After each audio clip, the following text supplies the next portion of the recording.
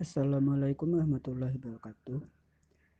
Di sini kami akan menjelaskan tentang wawasan Nusantara dan ketahanan nasional. Setiap negara, bangsa memiliki kepentingan nasional untuk memenuhi kebutuhan sendiri dalam rangka mencapai tujuan nasionalnya. Istilah itu dikenal dengan teori geopolitik, yaitu melihat kebijakan sebuah negara dengan menghubungkannya pada keadaan dan posisi geografis negara tersebut.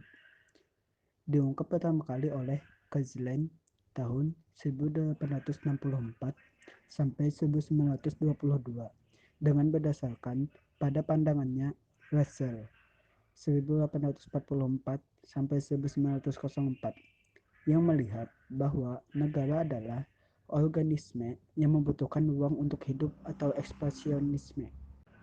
Geopolitik negara bangsa Indonesia dirumuskan dalam wawasan Nusantara.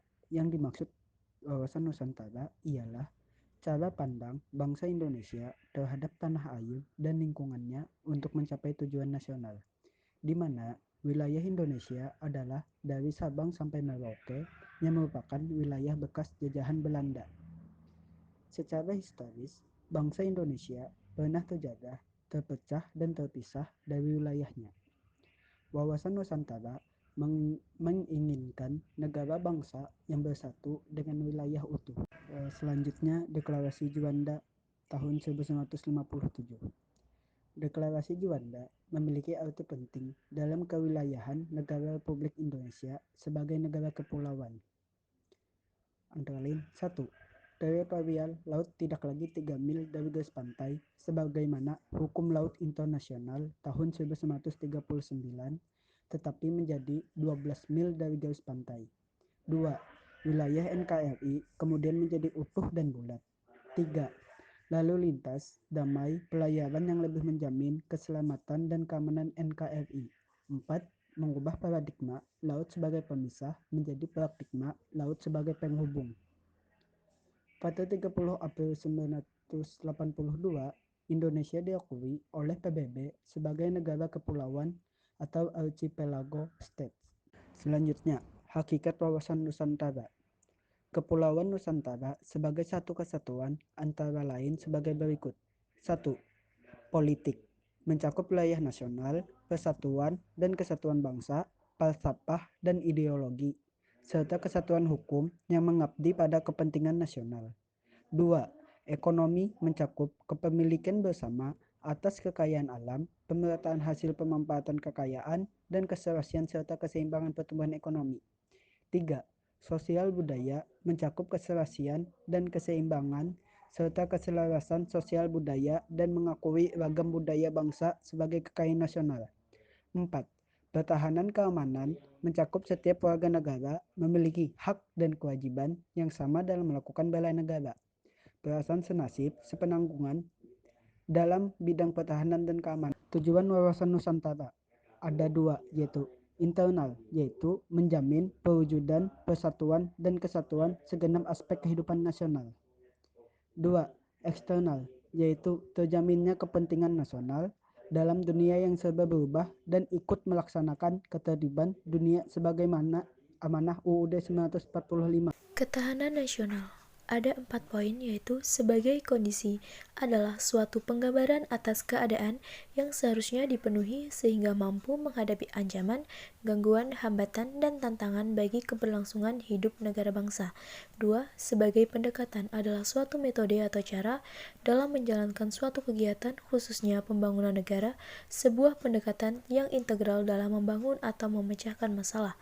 3. Sebagai doktrin adalah ajaran konseptual tentang pengaturan dan penyelenggaraan negara. Yang terakhir, ketahanan nasional adalah geostrategi negara bangsa Indonesia, yakni suatu cara atau pendekatan dalam memanfaatkan kondisi lingkungan untuk mewujudkan cita-cita, proklamasi, dan tujuan nasional. Yang selanjutnya ada aspek ketahanan nasional. Yang pertama adalah ketahanan ideologi. Yang kedua, ketahanan politik, yaitu kondisi kehidupan politik bangsa yang berlandaskan demokrasi politik atas dasar Undang-Undang Dasar 1945 dalam menciptakan sistem yang sehat dan dinamis serta politik luar negeri yang bebas aktif. yang ketiga ada ketahanan ekonomi, dan yang keempat ada ketahanan sosial dan budaya, yaitu kemampuan membentuk dan mengembangkan kehidupan sosial bangsa berdasarkan Pancasila sehingga mampu menangkal penetrasi negatif budaya asing.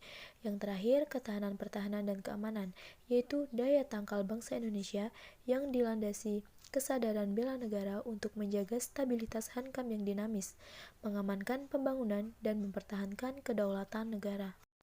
Adapun 8 unsur ketahanan nasional diantaranya yaitu pertama penduduk, kedua wilayah, ketiga sumber daya alam, keempat ideologi, kelima politik, keenam ekonomi, ketujuh sosial budaya, dan yang terakhir ada hankam atau pertahanan rakyat semesta dengan TNI sebagai komponen utama pertahanan.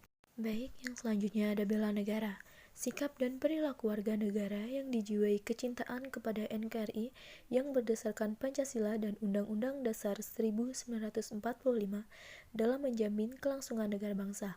Bela negara menurut pasal 27 dan pasal 37 UUD 945, yaitu di mana warga negara memiliki hak dan kewajiban dalam melakukan bela negara dan berpartisipasi dalam melakukan bela negara dalam pertahanan keamanan negara bangsa.